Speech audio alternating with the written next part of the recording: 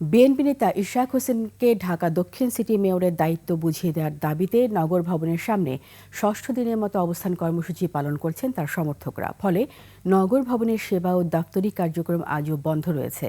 পূর্ব ঘোষণা অনুযায়ী কর্মসূচি চলবে বিকেল ৫টা পর্যন্ত। বিস্তারিত সিরাত আল মুস্তাকিমের রিপোর্টে। ওয়ালটন আবারও মিলিয়নিয়ার অফারে ওয়ালটন ফ্রিজ কিনে আপনিও হয়ে যেতে পারেন মিলিয়নিয়ার।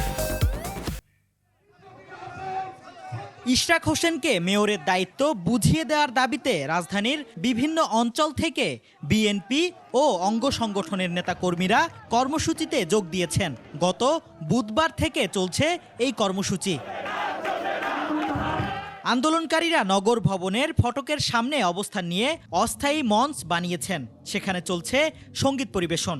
নগর ভবন থেকে 0 পয়েন্ট পর্যন্ত বিভিন্ন পয়েন্টে বসানো মাইকে চলছে স্লোগান, আসছে ছোট ছোট মিছিল।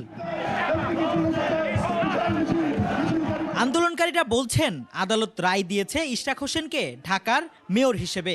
এ বিষয়ে গেজেটও দেওয়া হয়েছে। এরপরও তাকে মেয়র হিসেবে শপথ পাঠ না করানো একটি চক্রান্ত।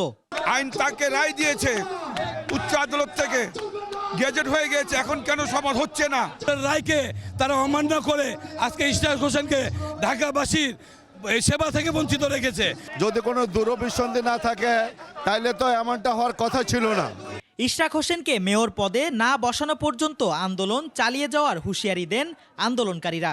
এই আন্দোলন ততদিন চলবে যতদিন আমাদের এই যৌক্তিক দাবি না মানা হবে, ততদিন আমরা রাজপথে থাকবো। আমরা 6 দিন এই রৌদ্রের মধ্যে ঢাকাবাসী দাঁড়িয়ে আছি শুধু ইশরাক সাহেবকে মেয়র হিসাবে শপথ করানোর জন্য। ইঞ্জিনিয়ার ইশরাককে শপথ গ্রহণ করার জন্য সকল ব্যবস্থা করার জন্য আমরা এই উপদেষ্টাদেরকে বিশেষভাবে অনুরোধ জানাচ্ছি। লাগাতার আন্দোলনের ফলে সিটি কর্পোরেশনের দৈনন্দিন কাজ ব্যাহত হওয়ার পাশাপাশি জনদুর্ভোগ সৃষ্টি হচ্ছে। সিরাত আল মুস্তাকিম, 21 টেলিভিশন, ঢাকা।